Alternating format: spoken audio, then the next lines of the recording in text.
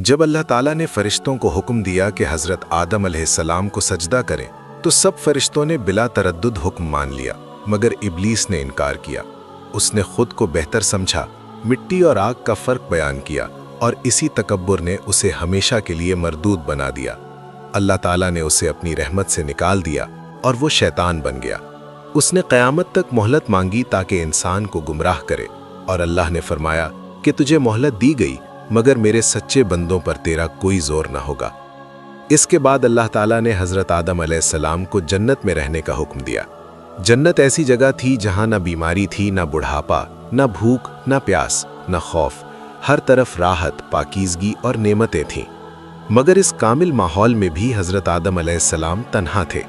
वक्त गुजरता गया और तन्हाई का एहसास बढ़ता गया। दिल में उदासी पैदा होने लगी, क्योंकि इंसान फितरतन रफ़ाकत चाहता है। अल्लाह ताला अपने बंदे की फितरत को जानता है। उसने चाहा कि आदम को सुकून, मोहब्बत और हमराही अता की जाए। चुनाचे अल्लाह ताला ने हज़रत आदम ही से उनकी ज़ौजा हज़रत हव्वा अलैहिस्सलाम को पैदा फरमाया। ये तख्लीक हज़रत आदम की पसली से की गई, ताकि ये वाज़े हो कि औरत मर्द की दुश्मन नहीं, बल्कि उसके दिल के करीब तरीन साथी है। जब हज़रत आदम बेदार हुए और हज़रत हव्वा को अपने पास देखा, तो फितरी मोहब्बत और उन्स पैदा हो गया। यही इंसान के ख़ानदानी निज़ाम की इब्तदा थी। अल्लाह ताला ने फरमाया कि तुम दोनों जन्नत में रहो, जो चाहो खाओ पियो, हर नेमत तुम्हारे लिए है, मगर एक ख़ास दरख्त के करीब न जाना। ये मना करना महरूमी नहीं था, बल्कि आजमाइश थी, ताकि इताअत और ज़ब्त ज़ाहिर हो।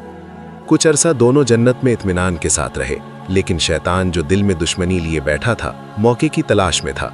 उसने वसवसा डाला, नरम लहजा इख्तियार किया, कस्में खाईं और ख़ुद को खैर ख्वाह ज़ाहिर किया। उसने कहा कि ये दरख्त तुम्हें हमेशा की ज़िंदगी और ऐसा मकाम देगा जो कभी ख़त्म ना होगा। आहिस्ता आहिस्ता शक दिल में आया और एक लम्हे की लग़ज़िश हो गई। हज़रत आदम अलैहिस्सलाम और हज़रत हव्वा अलैहिस्सलाम ने ममनुआ दरख्त का फल खा लिया। जैसे ही ये अमल हुआ, हकीकत खुल गई। उन्हें फ़ौरन अपनी गलती का एहसास हुआ। शर्मिंदगी और नदामत ने घेर लिया। वो जन्नत में छुपने लगे, फिर अल्लाह ताला के सामने झुक गए। उन्होंने वो अल्फाज कहे जो रहती दुनिया तक तौबा करने वालों के लिए मिसाल बन गए। ऐ हमारे रब, हमने अपनी जानों पर जुल्म किया। अगर तूने हमें मुआफ़ न किया और हम पर रहम न फरमाया, तो हम ज़रूर नुकसान उठाने वालों में से हो जाएंगे। अल्लाह ताला ने उनकी तौबा कबूल फरमा ली। ये वाज़ेह कर दिया कि अल्लाह के नज़दीक सबसे महबूब अमल आजिज़ी और तौबा है। मगर साथ ही फरमाया कि अब तुम ज़मीन पर उतरो। ज़मीन तुम्हारा ठिकाना होगी, वहीं तुम्हारी नस्ल चलेगी, वहीं आजमाइश होगी और वहीं हिदायत भी आती रहेगी। हज़रत आदम ज़मीन पर आए। यहाँ ज़िंदगी जन्नत से बिल्कुल मुख्तलिफ थी। यहाँ भूख थी, प्यास थी, गर्मी और सर्दी थी। हज़रत आदम ने मेहनत करना सीखा, ज़मीन काश्त की, खेती बाड़ी की, लिबास तैयार किया और रहन सहन के तरीके सीखे। अल्लाह ताला ने उन्हें नबी बनाया, वही अता की और इंसान को बताया कि ज़िंदगी का मकसद सिर्फ जीना नहीं, बल्कि अल्लाह की इबादत और इताअत है। वक्त के साथ हज़रत आदम और हज़रत हव्वा की औलाद हुई। बेटे और बेटियां पैदा हुईं और यूं ज़मीन पर इंसानों की तादाद बढ़ने लगी। हज़रत आदम अपनी औलाद को अल्लाह की वहदानियत सिखाते, शैतान के फरीब से खबरदार करते और अदल, सब्र और तक़वा का दर्स देते। उनकी औलाद में एक अहम वाक़या पेश आया, जो इंसानियत की तारीख़ का पहला खूनी वाक़या बना। ये वाक़या हाबील और काबील का है। दोनों भाई थे, मगर मिजाज बिल्कुल मुख्तलिफ थे। हाबील नरम दिल, अल्लाह से डरने वाला और मुती था, जबकि काबील के दिल में हसद और गुरूर पैदा हो चुका था। हज़रत आदम अलैहिस्सलाम के यहाँ बेटे और बेटियां पैदा हुईं। अल्लाह ताला के हुक्म के मुताबिक उस वक्त निकाह का एक खास तरीका था। एक हमल में पैदा होने वाले भाई और बहन का आपस में निकाह जायज नहीं था, बल्कि एक हमल के बेटे का निकाह दूसरे हमल की बेटी से किया जाता था। इस हुक्म में अल्लाह की हिकमत थी, ताकि इंसानियत का निज़ाम पाकीज़गी के साथ आगे बढ़े। निकाह के मामले में अल्लाह का हुक्म आया, मगर काबील इस फैसले पर राजी न हुआ। हज़रत आदम ने समझाया कि ये अल्लाह का फैसला है, मगर हसद ने उसकी अक्ल पर पर्दा डाल दिया। फैसला अल्लाह के सपुर्द करने के लिए कुर्बानी का हुक्म दिया गया। हाबील ने खुलूस के साथ अपनी बेहतरीन कुर्बानी पेश की, जबकि काबील ने बेदिली से नाकिस कुर्बानी दी।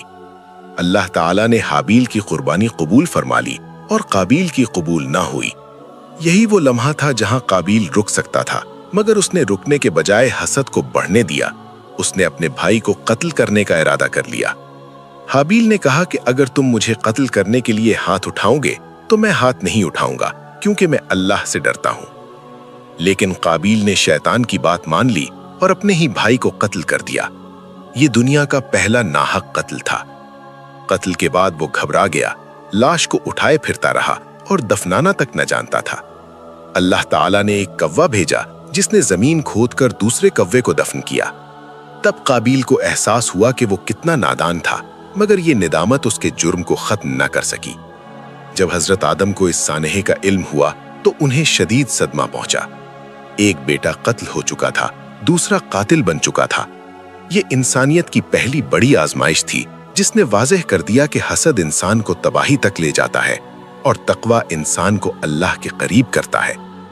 यही हजरत आदम की पूरी दास्तान का खुलासा है। इंसान कमजोर है मगर तौबा से मजबूत बन सकता है।